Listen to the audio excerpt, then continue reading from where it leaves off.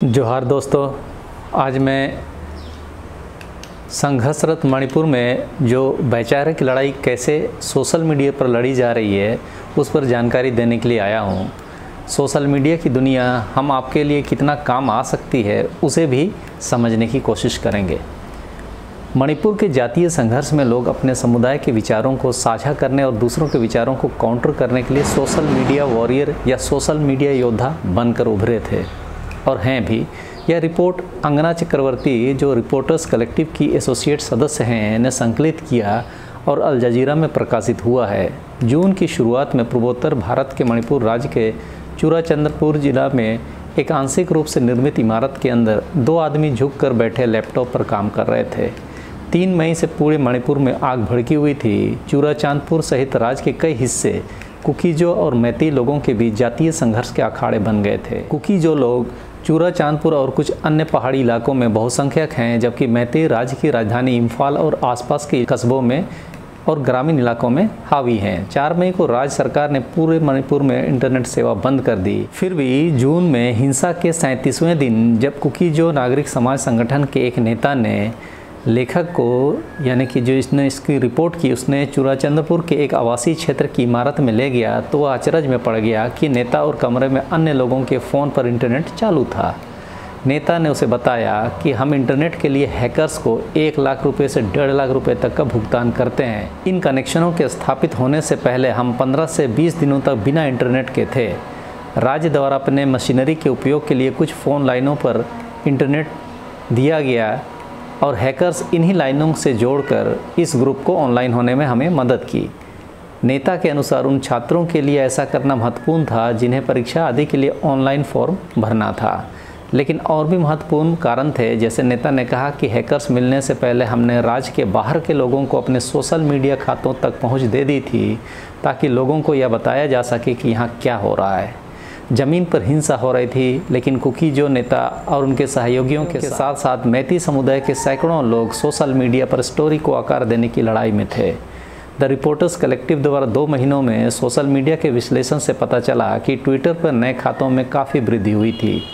Social media handle से जो सूचनाएं जारी की जा रही थी उसमें प्रचार, दुष्प्रचार, नफरत भरे पोस्ट, पीड़ित होने के दावों और एकजुटता के अनुरोधों से भरपूर थे। जो रिपोर्टें और राय उनके विचारों से मेल नहीं खाती थी उन्हें ट्रोल किया गया और पत्रकारों को समर्थक और विरोधी खेमों में बांट दिया गया।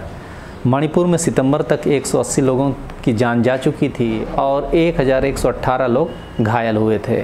हालांकि मणिपुर में इससे भी बदतर जातीय संघर्ष देखने को मिला है।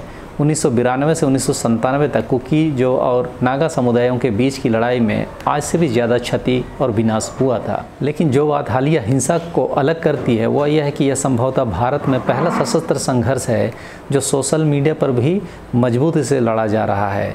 प्रत्येक समुदाय में फैली कहानियों ने ज़मीनी स्तर पर होने वाली घटनाओं पर बारीकी से नज़र रखी है और कभी कभी उन घटनाओं का पहला सबूत प्रदान किया है जो बाद में समाचार में भी बनी। जैसे हिंसा के 2 प्रमुख उदाहरणों में पहला में 2 कुकीजो महिलाओं को नग्न करके घुमाया जाना, जिसका एक वीडियो वायरल हुआ, और दूसरा 2 मैती छात्रों की हत्या जिनकी तस्वीरें भी वायरल हुई।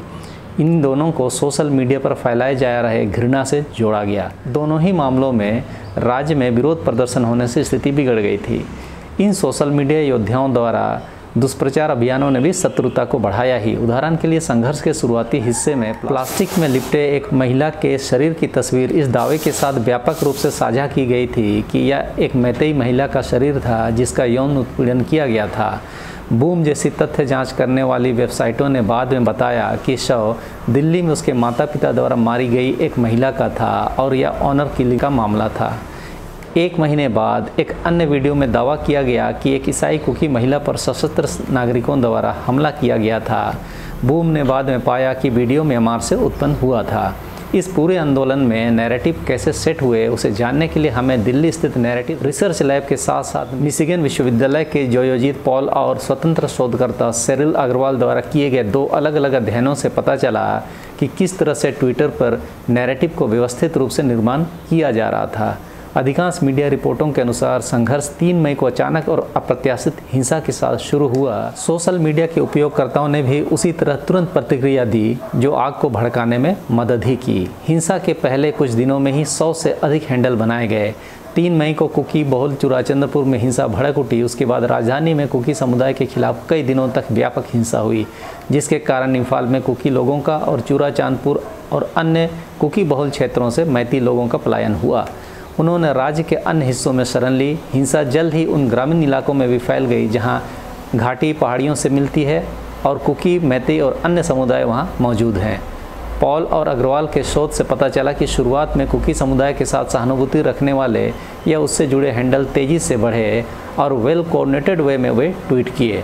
मैती से जुड़े हैंडल बाद में इस खेल में शामिल हुए, लेकिन जल्दी ही वे गति में आ गए और विरोधी विचारों और दुष्प्रचार अभियानों पर आक्रामक हमले भी किए। टूटा फूटा घर में बैठकर इंटरनेट का उपयोग करने वाले कुकी जो नेता ने बताया कि कैसे मणिपुर में गृह युद्ध ने लोगों और दोनों समुदाय के नेतृत्व को दुनिया को अपनी सच्चाई बताने के लिए प्रेरित किया। नए योद्धा वास्तव में सोशल मीडिया के वॉरियर ही हैं, जो लड़ाइयाँ मुख्यतः ट्विटर पर लड़ी जा रही है।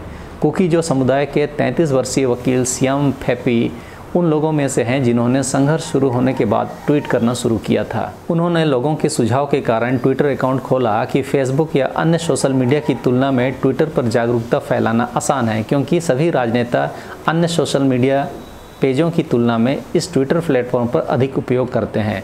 मई से फेपी जैसे सैकड़ों हैंडलों ने ट्विटर पर किसी न किसी समुदाय की ओर से ट्वीट करना शुरू किया।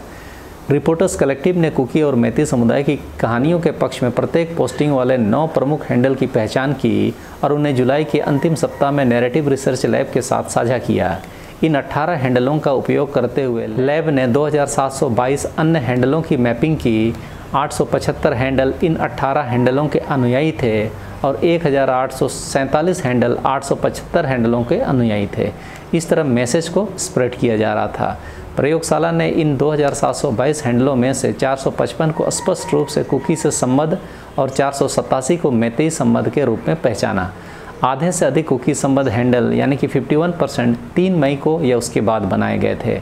मैतेई संबद्ध हैंडल के मामले में 40% 3 मई को या उसके बाद बनाए गए थे। 1733 अस्पष्ट श्रेणी में थे, यानी जिनके कनेक्शन को मैनुअल रूप से या एल्गोरिथम विधियों के माध्यम से नहीं पहचाना जा सकता था। 37 हैंडल सुरक्षित थे, यानी कि जो या तो पुलिस पदाधिकारी या मीडिया के थे, जो अब अस्तित्व में नहीं हैं या निलंबित या रोक दिए गए थे। इंटरनेट प्लेटफॉर्म इसका सही डेटा प्रदान नहीं करता है कि ट्वीट कहां से शुरू हुए हैं। इस कारण से कुकी नेता और उनके लोग एक्सेप्शन थे जिन्होंने चूड़ाचांदपुर में रहते हुए इंटरनेट हैक कर लिया था। लेकिन ऐसे भी आरोप हैं कि इंटरनेट पर प्रतिबंध के बावजूद इम्फाल में कुछ लोगों के पास इंटरनेट की पहुंच थी, क्योंकि वे सरकार के करीबी थे। मणिपुर के लोग दूसरे जगह से भी ट्वीट कर रहे थे, क्योंकि दोनों समुदायों के कई लोग शेष भारत और विदेशों में पढ़ते और काम करते हैं। इस बीच ये भी देखने को मिला कि एक ट्विटर हैंडल से कुकी नेताओं का एक प्रमुख राजनीतिक संगठन इंडिजिनस ट्राइबल लीडर्स फोरम यानी कि ITLF ने मणिपुर के मुख्यमंत्री, राज्य पुलिस और सशस्त्र मिलिशिया सहित मैतेई लोगों के कुछ वर्गों पर उनके समुदाय के खिलाफ नरसंहार करने का आरोप लगाया था। उस समय मैतेई समुदाय के पास सोशल मीडिया पर पहुंच कमज़ोर था। ITLF ने कुकी जो समुदाय के सामने आने वाली कठिनाइयों पर पोस्ट और अपडेट साझा करने के लिए 4 जून से एक सक्रिय व्हाट्सएप ग्रुप चलाया और उन्हें पूरे भारत के कई पत्रकारों के सामने रखा। जुलाई में मैतेई नागरिक समाज संगठनों के समूह coordinating committee on Manipur integrity यानी कोकोमी के नेताओं ने कोकोमी मीडिया समूह गठित की थी। नैरेटिव रिसर्च लैब ने कई हैंडलों द्वारा मानक हैशटैग के साथ लगातार उपयोग को मैप किया। Hashtag separate administration for Kuki एक अलग राज्य के लिए कुकी जो समूहों की मांग पर प्रकाश डालता है, जो संघर्ष शुरू होने के बाद से तेज हो गई थी। बदले में मैती से संबद्ध हैंडल ने कुकी समुदाय पर नार्को टेररिज्म, नशीली पदार्थों का धंधा करने वाले लोग और म्यांमार से कुकी चिनजो समुदायों यानी बाहरी विदेशी संगठनों से सांठगांठ का आरोप लगाया। ये दोनों आरोप को समझने के लिए आपको मेरे वीडियो, इसका लिंक मैं डिस्क्रिप्शन में डाल दूंगा को देख सकते हैं। संघर्ष की शुरुआत के बाद से प्रत्येक समुदाय के सोशल मीडिया योद्धा इस बात पर जोर देते रहे कि दूसरा समुदाय राष्ट्रवादी या भारतीय नहीं है। मोबिलाइजेशन का पैटर्न पर मिशिगन विश्वविद्यालय के पॉल और स्वतंत्र शोधकर्ता अग्रवाल ने कहा कि सोशल मीडिया गतिविधि में पहली उछाल 28 अप्रैल के आसपास देखी गई थी, जो चूराचांदपुर में एक जिम के जलने से भड़की थी, जिसका उद्घाटन राज्य के मुख्यमंत्री करने वाले थे। अगली तेजी 3 मई को तब भड़की जब कई आदिवासी समूहों ने मैतेई समूहों द्वारा अनुसूचित जनजाति का दर्जा देने की मांग के खिलाफ विरोध प्रदर्शन किया, यानी आदिवासी अपनी पूरी ताकत झोंक रहे थे। दोनों शोधकर्ताओं के अनुसार इंटरनेट सेवाओं के बंद होने से मणिपुर में लोगों की आवाज़ सीमित हुई। जैसा कि आप ग्राफ में देख सकते हैं, कुकी जो समर्थक समुदाय तेजी से संगठित हुआ था। शोधकर्ताओं ने कहा कि कुकी जो समर्थक पक्ष से 86 हाईली एक्टिव नए खाते मई के पहले सप्ताह में ही स्थापित किए गए थे, जबकि मैतेई लोगों से 24 नए खाते देखे गए। प्रत्येक समुदाय के सदस्यों और समर्थकों ने जातीय दंगों के बारे में कैसे ट्वीट किया, इसके पैटर्न और अंतर का अध्ययन करने के लिए उन्होंने अत्यधिक सक्रिय ट्विटर उपयोगकर्ताओं के एक सेट को भी देखा, जिसमें मैतेई समुदाय की ओर से 6,339 मूल ट्वीट और 7,837 रीट्वीट के साथ 77 खाते थे, जबकि कुकी आदिवासियों के 308 खाते, 31,462 ट्वीट और 94,909 रीट्वीट थे, यानी आदिवासी इसमें हावी हो रहे थे। मैतेई लोगों की तुलना में कुकी जो आदिवासियों की तरफ से सोशल मीडिया में आवाज़ ज़्यादा थी। कुकी संयुक्त राष्ट्र और अन्य मानवाधिकार संगठनों को आवाज़ दे रही थी, तो मैतेई भारतीय सेना को बुला रही थी। इसने दो समुदायों के रुख को प्रभावित किया। कुकियों ने कहा कि मैतेई द्वारा आदिवासियों के अधिकारों पर हमला किया जा रहा था, इसीलिए संयुक्त राष्ट्र से हस्तक्षेप की मांग की गई। वहीं मैतेइयों ने भारतीय सेना के अधीन एक अर्धसैनिक बल असम राइफल्स पर कुकी के पक्ष में होने का आरोप लगाया और उसके बारे में ट्वीट किया। शोधकर्ताओं ने इसे इस तरह से जोड़ा कि कैसे समूहों ने राजनीति का उपयोग किया। मैतेई के मामले में ट्वीट सत्तारूढ़ भारतीय जनता पार्टी यानी कि भाजपा की ओर ज़्यादा झुके हुए थे, क्योंकि मुख्यमंत्री बीरेन सिंह खुद मैतेई हैं, भाजपा के हैं और मुख्यमंत्री हैं, जिन पर वे भरोसा कर सकते थे। जबकि कुकी आदिवासियों की ओर से ट्वीट अन्य राजनीतिक और सामाजिक संगठनों को ध्यान में रखकर हो रहे थे। शोधकर्ताओं ने 1 मई से 5 जून तक मणिपुर से संबंधित 27,65,151 ट्वीट्स का विश्लेषण किया, तो पाया कि उसमें से केवल 11.6% यानी कि 3,22,094 ट्वीट मूल पोस्ट थे। 788 ट्वीट्स बिना किसी संशोधन के 5 से अधिक बार कॉपी पेस्ट किया गया था। शोधकर्ताओं ने यह भी पाया कि कुकी आदिवासियों के ट्वीट रिट्वीट इंप्रेशन अनुपात अधिक था। नैरेटिव रिसर्च लैब के सह संस्थापक सरबजीत ने कहा, शोध से पता चलता है कि संबंधित समुदायों ने ट्वीट का जो पैटर्न आया वह लोगों के लिए संघर्ष की नैतिक रूपरेखा को परिभाषित करने की कोशिश कर रहा था। दोनों समुदायों के वर्गों, उनके राजनीतिक नेताओं और सशस्त्र समूहों ने जमीन पर लड़ाई लड़ी, लेकिन इंस्टाग्राम पर अच्छी तरह से निर्मित वीडियो और ड्रोन फुटेज ने जगह ले ली। संघर्ष के दौरान सोशल मीडिया पर सुपर स्प्रेडर घटनाओं के कम से कम 2 उदाहरण सामने आए। 25 सितंबर को कई सोशल मीडिया प्लेटफॉर्म पर 2 तस्वीरें वायरल हुई, जिसमें इम्फाल के रहने वाले 20 वर्षीय फिजाम हेमनजीत और 17 वर्षीय हिजाम लिंगथोइंगाम्बी को मृत दिखाया गया था। पहली तस्वीर में लिएनथोइंगाम्बी और हेमनजीत एक दूसरे के बगल में बैठे नजर आ रहे हैं। अगली छवि में उन्हें जमीन पर गिरा हुआ दिखाया गया है, संभवतः मृत, और हेमनजीत का सिर गायब है। ट्विटर पर मैतेई ने कुकी जो समुदाय के खिलाफ तीखे ट्वीट किए। इस बीच कुकी आदिवासियों ने मामले को सीबीआई को सौंपने के सरकार के फैसले की आलोचना की। कुकी आदिवासियों के ट्विटर हैंडल ने तर्क दिया कि ऐसी तेज या त्वरित प्रतिक्रिया उन मामलों में दिखाई नहीं दिया जिनमें कुकी जो समुदाय के लोग कथित तौर पर मारे गए थे। सितंबर के अंत में तस्वीरें सामने आने के तुरंत बाद इम्फाल में विरोध प्रदर्शन शुरू हो गए, जिससे राज्य सरकार को इंटरनेट बंद करना पड़ा, जिसे 5 महीने के लंबे निलंबन के बाद कुछ दिन पहले ही बहाल किया गया था। इससे पहले जुलाई में 2 कुकी जो महिलाओं को नग्न घुमाए जाने के एक वीडियो पर कुकी समुदाय की ओर से इसी तरह की प्रतिक्रिया आई थी। कुकी महिलाओं द्वारा कांगपोकपी, चूराचांदपुर और मिजोरम में विशाल रैलियां आयोजित की गई। संघर्ष शुरू होने के बाद पहली बार प्रधानमंत्री नरेंद्र मोदी ने मणिपुर की स्थिति पर टिप्पणी करते हुए यौन हिंसा की घटना की निंदा की और कहा कि इस घटना ने 140 करोड़ भारतीयों का सिर शर्म से झुका दिया है। उस समय ट्विटर पर कुकी हैंडल ने एक अलग प्रशासन के लिए नए सिरे से कॉल की और उनकी पोस्ट सैकड़ों बार रीट्वीट की गई। नैरेटिव का काउंटर करने के लिए कुकी और मैती हैंडल के उपयोगकर्ताओं का कहना था कि उनका मुख्य ध्येय दूसरे पक्ष द्वारा प्रचारित नैरेटिव का मुकाबला करना था। मणिपुर टॉक्स, जो अब निलंबित है, ने अगस्त में शोधकर्ताओं से अपनी पहचान बताए बिना इंस्टेंट मैसेजिंग एप्लीकेशन डिस्कॉर्ड पर बात की। उसने इंफॉल में रहने का दावा किया। उन्होंने कहा कि मणिपुर टॉक्स का अकाउंट 2010 से सक्रिय है। न्यूज़ अपडेट और व्यंग उसके पोस्ट में शामिल रहते थे। इन्होंने कहा कि एक बार संघर्ष शुरू होने के बाद उन्होंने इसके बारे में तेज़ी से ट्वीट करना शुरू कर दिया। उनका कहना था कि शुरुआत में उसने सरकारी अधिकारियों पर संघर्ष को नियंत्रित नहीं करने का आरोप लगा रहे थे। उसे सरकार पर गुस्सा आ रहा था क्योंकि ऐसा लग रहा था कि उनके पास सारी खुफिया जानकारी थी, लेकिन उन्होंने अभी भी कुछ नहीं किया। साथ ही दुष्प्रचार के लिए कुकी संबंध हैंडल को भी दोषी ठहरा रहे थे। उन्होंने कुकी लोगों से इसे सुलझाने के लिए कहा, लेकिन बाद में उन्हें पता चला कि उनका इरादा संघर्ष को कम करने का नहीं था। बाद में मुझे एहसास हुआ कि वे अलगाववादी एजेंडा से प्रभावित थे। मैंने उन्हें एक तरफा प्रचार करते देखा, तभी मैंने अपना डर त्यागने और कहानी में मैती के पक्ष पर भी चर्चा करने का फैसला किया। अभी यह हैंडल सस्पेंडेड है। 10 अगस्त तक मणिपुर टॉक्स के 11,500 से अधिक फॉलोअर्स हो गए थे। ट्विटर के दिशा निर्देशों के अनुसार वैध कानूनी मांग के जवाब में ट्विटर को अकाउंट को सस्पेंड करने के लिए मजबूर किया गया था, जैसे अदालत के आदेश या सरकार की ओर से।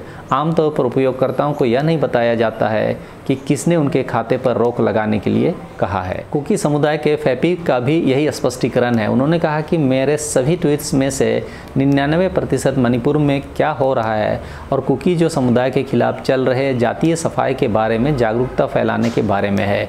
मई में ट्विटर पर अपना अकाउंट लॉन्च करने के बाद से फैपी ने 9,200 से अधिक फॉलोअर्स हो गए हैं। ये खाते न केवल स्थानीय लोगों बल्कि वैश्विक समुदाय का भी दिल जीतने की कोशिश कर रहे थे। फैपी ने कहा कि वह भारत के साथ साथ दुनिया भर में हर किसी को अपनी विचार बताने की कोशिश कर रहा था। ट्विटर का इंस्टाग्राम और फेसबुक की तुलना में बड़ा आउटरीच और सर्कल है। 2 समुदायों का प्रतिनिधित्व करने वाले नागरिक समाज और राजनीतिक संगठनों में से ITLF ट्विटर पर फुर्तीला साबित हुआ। इसने मई 2023 में एक खाता लॉन्च किया जब संघर्ष शुरू हुआ और 18 जून तक 5,800 से अधिक अनुयायी हो गए। जब इसके हैंडल ITLF मीडिया सेल को जून में सस्पेंड कर दिया गया था तो उसने एक और handle ITLF media cell A खोला, जिसके 3 महीने से कुछ अधिक समय में ही फॉलोअर्स की संख्या दुगुनी हो गई। अल जजीरा से संगठन के प्रवक्ता गिंजा वुअल जोंग ने कहा कि संघर्ष के बाद ITLF खाता शुरू किया गया था क्योंकि उनकी आवाज़ें नहीं सुनी जा रही थी। उससे पहले नैरेटिव मैती मीडिया यानी कि गोदी मीडिया द्वारा हावी था। उन्होंने कहा कि मणिपुर में कोई इंटरनेट नहीं था, इसलिए उन्होंने राज्य के बाहर के स्वयंसेवकों से सोशल मीडिया हैंडल शुरू करने के लिए कहा। वे ट्विटर का उपयोग अपनी आवाज़ उठाने और दूसरे पक्ष के नैरेटिव को काउंटर करने के लिए करते थे। उसी तरह मैती हेरिटेज सोसाइटी, जो खुद को नैतिक समाचार प्रस्तुत करने के लिए काम करने वाले, मैती के खिलाफ झूठी कहानियों से लड़ने वाले समान विचारधारा वाले व्यक्तियों का एक समूह के रूप में वर्णित करती है, ने बताया कि मणिपुर में हिंसा के मद्देनज़र मैती समाज एक साथ आया था। उनके अनुसार मणिपुर की छवि खराब करने और राज्य को विभाजित करने के लिए राष्ट्रीय मीडिया और सोशल मीडिया के कुछ हिस्सों में एक पूर्व नियोजित झूठी कहानी चलाई गई थी। उन्होंने बताया कि पूरी साजिश की योजना हिंसा के वास्तविक मुद्दों को छिपाने के लिए अल्पसंख्यक ईसाई आदिवासियों बनाम बहुसंख्यक मैती के आसपास एक झूठी कहानी बुनने की थी, जबकि म्यांमार से अवैध घुसपैठ, अफीम की खेती और नशीली दवाओं का कारोबार और वनों की कटाई या वन भूमि में अतिक्रमण ये मूल मुद्दा था। और यही बात RSS और मुख्यमंत्री बीरेन सिंह और गृह मंत्री द्वारा भी उठाया गया। दोनों समुदायों के हैंडल के पास बताने के लिए एक ही कहानी थी कि उनके समुदायों के साथ अन्याय हुआ और सच्चाई, जैसा कि वे मानते थे, शेष भारत और दुनिया तक नहीं पहुंची थी। यह रिपोर्ट अंगना चक्रवर्ती रिपोर्टर्स कलेक्टिव की एसोसिएट सदस्य हैं ने अल जजीरा के लिए संकलित किया है। इस रिपोर्ट के लिखे जाने तक दोनों पक्षों के बीच गोलीबारी की घटनाएं फिलहाल कम हो गई हैं, लेकिन लोग कुकी और मैती क्षेत्रों के बीच सीमाओं पर गश्त आज भी जारी है। इंटरनेट प्रतिबंध केवल आंशिक रूप से हटाया गया है। मोबाइल इंटरनेट अभी भी आधिकारिक तौर पर बंद है, लेकिन इसने दोनों समुदायों के सोशल मीडिया योद्धाओं को बाकी दुनिया के दिलों और दिमागों के लिए लड़ाई जारी रखने से नहीं रोका है। लड़ाई के इन तरीकों को मैं आप तक इसीलिए पहुंचा रहा हूं ताकि आप भी समझें आज की लड़ाई में क्या क्या ज़रूरी है। इस रिपोर्ट का लिंक शेयर कर दूंगा, लेकिन आपसे खुलेगा या नहीं गारंटी नहीं है। सोशल मीडिया ना होता तो मणिपुर की कोई घटना शायद ही दुनिया तक पहुंचती। ये तो आप भी मानते होंगे कि गोदी मीडिया सिर्फ गोद में बैठने के लिए ही है। किनके तो ये शायद बताने की ज़रूरत नहीं पड़नी चाहिए। आज के लिए इतना ही। आप सबों को धन्यवाद। जोहार।